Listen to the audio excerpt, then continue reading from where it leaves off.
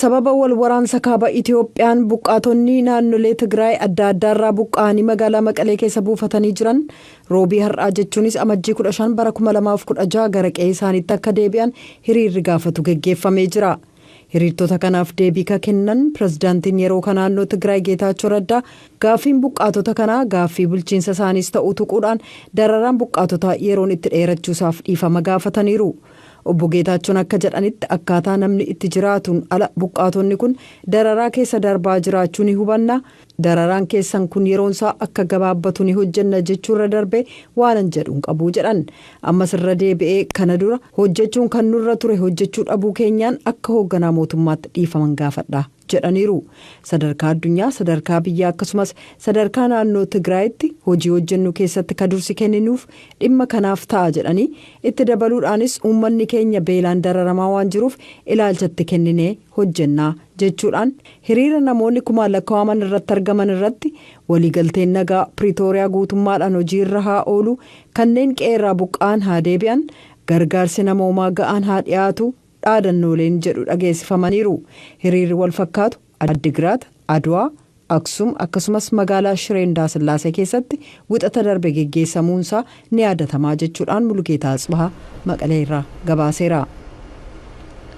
Sababa balaa bishaaniitiin kan ka'e naannoo Somaalii keessatti barattoonni mana barnootaatti hin deebi'in jiraachuu isaanii waajjirni barnootaa naannichaa ibsee jira. Oduu kanas bal'inaan kunooti. Naannoo Somaaliyaa keessaa baatii onkoloolessaaf sadaasa keessa balaa lolaa mudateen kan ka'e godinaalee 6 keessa kanneen jiran barattoonni 96,000 barnoota irraa citanii jiraachuu waajjirri barnootaa naannoo Somaaliyaa beeksisee jira. Ittaanaa itti gaafatamaan waajjirichaa obbo Guleed Ahmed VOA'f akka ibsanitti sababa lolaa bishaaniin hanga ammaatti manneen barnootaa cufamanii jiran keessaa irra hedduun naannoo laggeenitti argamu. Jaarmiyaan gargaarsa daa'immanii UNICEF dhiyeenya naannoo Somaalee ilaalchisuudhaan gabaasa baaseen ragaa waajjirri barnootaa dhiyeesse ka cimsu ture. Akka qorannaa UNICEFitti godinaalee 4 keessaa sababaa bishaan guutee dambali'een kan ka'e manneen barnootaa miidhaan irra ga'e 227. Kanneen keessaas 139 hanga ammaa cufamanii ka jiran yoo ta'u 88 immoo hanga tokko miidhaan irra ga'u qorannaan kun beeksisee jira. Akkuma kanaan barattoonni 67,030 barnoota irraa citanii jiraachuu qorannaan kun ni mul'isa. Waajjirri barnoota naannichaa garuu miidhaan lolaa bishaanii godinaalee 4 hin taane godinaalee 6 keessatti mudachuusaa ibseera. Obbo Guleed akka jedhanitti manneen barnootaa irra hedduun semestara lammataa irratti banamanii hojii akka itti fufan tattaaffiin taasifamaa jira jedhan. Haa ta'u malee kanneen miidhaan irra ga'e manneen barnootaa 20 hojii jalqabsiisuuf yeroo ka gaafatu ta'uu ittaanaatti gaafatamaan waajjira barnootichaa ibsaniiru jechuudhaan Addis Chakkol gabaaseera. Itoophiyaa keessatti bara 2023 namoottan miiliyoonii 3 fi qabxii 4 ta'an qe'ee isaanii irraa buqqaa'uu isaanii dhaabbata mootummoota gamtoomanitti jaarmiyaan dhimma godaantotaa yookaan IOM gabaasa haaraa baaseen ibsee jira. Itoophiyaatti dubbii himtuu dhaabbatichaa kan ta'an Vaarii akka sagalee Ameerikaatti manitti namoottan qe'ee isaanii irraa buqqa'an kana keessaa dhibbeentaan 64 sababa walitti bu'iinsaatiin, dhibbeentaan 17 sababa hongeetiin akkasumas dhibbeentaan 9 immoo sababa tasgabbii dhabiinsa hawaasummaatii fi muddamsaatiin akka ta'e ibsanii jiru. Yemmuu gara oduu biraatti darbinu immoo walwaraansi yemmuu mariin lammaffaan taasifamuu qaba jedhamee hojjetamaa jiru kanatti Israa'eliin keessatti lolli itti fufee jira. Gabaasni kunis dhiyaata dabalataan. Israa'el loltoonni ishee Gaazaa kaabaa giddugaleessaaf kibba Gaazaa keessatti haleellaa qilleensaaf lafoo raawwachuu isaanii roobii har'aa kan ibsite yoo ta'u, Muummichi barreessaan tokkummaa mootummootaa immoo dhiibbaa hamaan siviilotarraan ga'uu danda'u ilaalchisee akeekkachiisaniiru. Jilli Yuunaayitid Isteets immoo lola dhaabiinsi yeroo akka tolfamu mari'achuuf gara naannoo sanaatti imalanii jiran. Tarkaanfiin waraanaa kibba Gaazaatti kan argamtu magaalaa Khan Yunis kan of keessaa qabu yoo ta'u, torbanneen dhiyoo as naannoo lollitti hammaateef Israa'elis naannoo sanatti marsuu ishee ibsa. Namoonni Khan Yunis gama kaabaa hanga tokko keessa jiraatan gamasii akka ba'an akeekkachiisteetti. Ajaji boodanaa kun Israa'el siviilota lolarraa eeguuf jechaa jetti. Haa ta'u malee waraanni sun gara kibbaatti siqaa waan adeemuuf uummati martinuu qe'ee isaanii dhiisanii yoo ba'an naannoo amansiisaa siiviilonni keessa dahatan xiqqaachaa adeemee jira. Waajjirri qindeessa dhimmootii namoomaa akka tokkummaa mootummoota akka ibsetti ajaja qe'ee ofii dhiisanii akka ba'an kenname kun naannoo uummanni 88,000 keessa jiraaturraan dhiibbaa akka geessise yoo ta'u uummati 425,000 ta'u manneen barnootaaf bakka biroo keessa dahatee jira. Naannoon sun dugdee Gaazaa keessaa hospitaalota yeroo ammaa hojiirra jiran 100 harka 20 ka ta'antu keessa jira jedha dhaabbatichi tokkummaa mootummoota.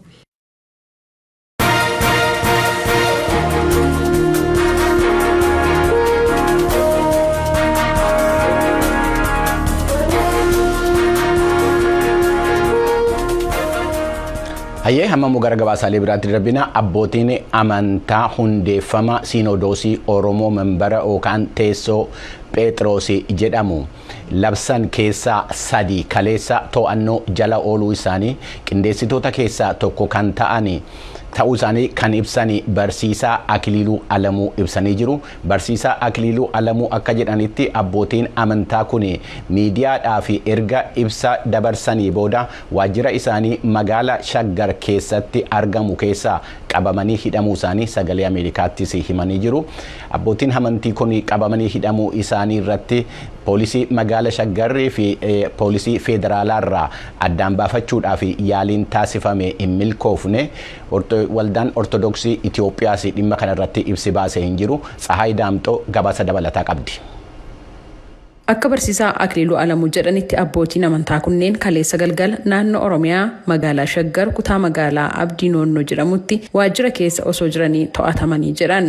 Namoota dhuunfaallee abboota faana mana sana keessa jiran hundumayyuu guuranii sokkanii waajjira keessaa hundumaa guuranii sokkanii gara dhaqaniin eessaa akka dhaqaniin homaa argachuu hin dandeenye. Haga ammaa barbaadadha kan jirru. Paappaasonni amma kan qaban paappaasota 3. Isaanis Abuna Gabriel walitti qabaa Siinodoosii Oromiyaa fi hangafa Paappaasii biyya godina Wallagga Lixaati. Inni lammaffaan immoo Abuna Barsumaa jedhamu qondaala hangafa Paappaasii Wallagga Bahaati. Isaan sadaffaan Abuna Iyyaasuu jedhamu qondaala Paappaasii godina Qeellam Wallaggaati. Isaan kana sadeenidha ammaa fi kan qabamanii isaan faana samma abboonni keenya keessas namoonni baay'eenis warri fira isaanii ta'anii baay'eetu faana jira bakka isaan buusan dhabne. Poolisiidha. Warra poolisii naannoo sanaa gaafannaan nuti ajajni baddaadhaan nu dhufeedhan amma baddaadhaa gaafa nuun jedhan Shaggarirraa ta'ee fi kutaa magaalaarraa ta'ee fi naannoorraa ta'ee adda nuuf hin baasne isaanii milishoota fi poolisoota mana diiganis gaafa gaafannu ajajatu baddaadhaan nu dhufeedhan isaanis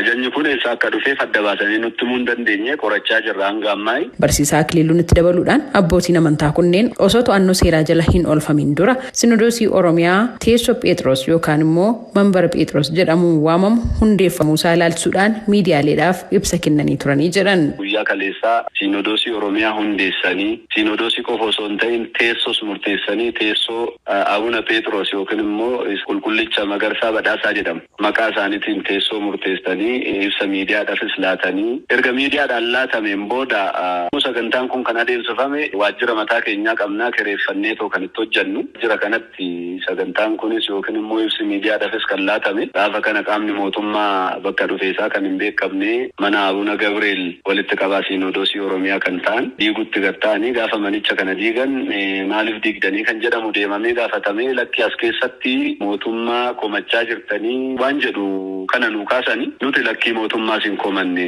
nuti ndoomi warra mootummaa balaaleffatan warra kaleessa mootummaa abaaran nuti isaan balaaleffanne malee nuti siyaasa gaggeessaa miti kan jirru siyaasa walitti buune kan jedhamu dubbanne. Mana amantaa Ortodoksii Itoophiyaa keessatti paappaasonni naannoo Oromiyaa keessatti tajaajilaa jiran tokko fi Siinodoosii qulqulluu gidduutti garaagarummaan yeroo uumamu kun isa jalqabaa miti. Waggaa tokkoon dura waldhabdeen qulqulluu Siinodoosii Itoophiyaa fi paappaasota qulqulluu Siinodoosii Oromiyaaf sabaaf sablammootaa jedhamee waamamu hundeessan gidduutti uumamee ture muummicha ministeeraa Itoophiyaatiin walitti araarsuun isaanii ni yaadatama. Hundeeffama Siinodoosii Oromiyaa teessoo Phexros labsame ilaalchisee mana amantaa Ortodoksii Itoophiyaatti qulqulluu Siinodoosii irraa hanga yoonaatti ibsi kenname hin jiru. Sagaleen Ameerikaas dhimma kanarratti odeeffannoo argachuudhaaf yaaliin taasise har'aaf milkoofne. Akka barsiisaa Akiliiluu Alamuu jedhanitti hundeeffamni Siinodoosii kun sochii bara darbeerraa kan itti fufedha jechuun ibsanii jiru. Hidhamuu abbootii amantaa kanneen ilaalchisuudhaan poolisii bulchiinsa magaalaa Shaggar qajeelcha poolisii magaalaa Buraayyuu fi poolisii federaalaa irraa deebii argachuudhaaf tattaaffii taasisne har'aaf milkoofne. Deebii kan argannu yoo ta'e yeroo itti aanutti qabannee dhiyaanna. Waraana kaaba Itoophiyaa gara waggaa 2 lakkoofsise hordofuudhaan hooggantoonni mana amantaa naannoo Tigraay mana amantaa Ortodoksii Itoophiyaa irraa addaan ba'uu isaanii labsuun waldaa mana kiristaanaa Manbara Salaam Kassata Birhaan jedhanii hundeessuun isaanii ni yaadatama. Gabaasa Sagalee Ameerikaatiif Tsahayi Daamtoo Finfinneerraa. Ministeerri dhimma alaa Yuunaayitid Isteetsi Antoonii Bilinken qibxata kaleessaatii fi roobii har'aa biyya Naajeeriyaa keessatti marii taasisanii jiru. Bara 2020 irraa eegalee fonqolchi mootummaa Maalii, Burkina Faasoo, Giiniidhaa fi Niijeer keessatti taasifame Afrikaa dhiyaa kutaa Saahil keessa tasgabbii dhabsiisuun isaa yaaddoo yemmuu ta'ee jirutti kan Bilinken naannoo kana daawwachaa jiranu gabaasa Sindii Siyaanii irraa ergame jaallanneen akka ittaanutti dhiyeessiti.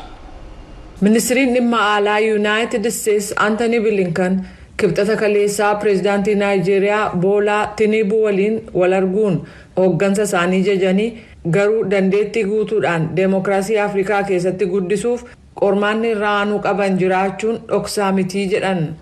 Tackling corruption, making it easier for foreign companies to repatriate capital, these will all pull in a transformative direction.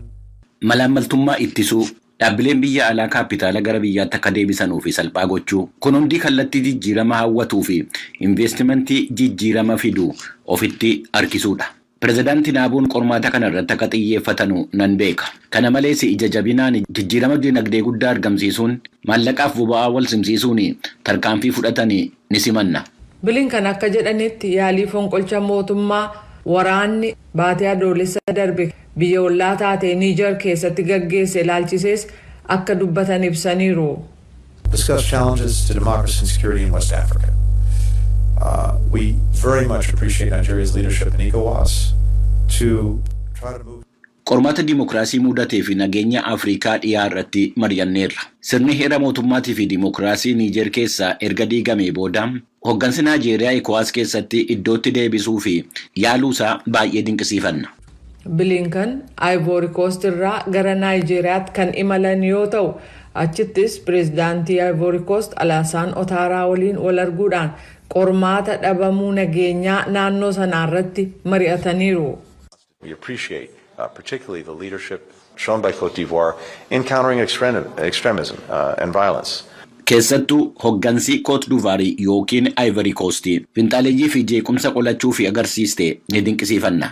Bilinken dippiloomatii olaanaa Yuunaayitid Isteetsi erga ta'anii booda yeroo jalqaba weerarri COVID-19 dhufe san daawwannaa gama zuumiin gaggeessan dabalatee imalli gara Naayijeriyaatti taasisan inni ammaa kun sadaffaadha. Terry McCulley gorsaa olaanaa dhaabbata United States Institute of Peace akkasumas duraan Ivory Coast keessatti ambaasaaddara Ameerikaa turan. Isaanis sagalee Ameerikaaf akka himanitti bulchiinsi Baayiden kutannoo gama dippiloomaasii Afrikaaf qabu kan nan dinqisiifadhaa jedhaniiru.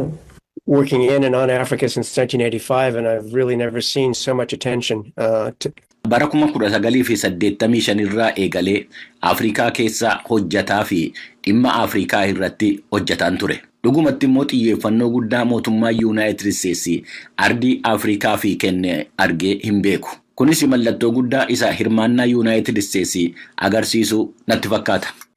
Wiixata darbe Bilinken imala kana kan biyya yeroo dheeraaf michuu Yuunaayitid Isteetsi taate Cape Verdeetti kan isaan gorsiisu ta'uu labsanii turan.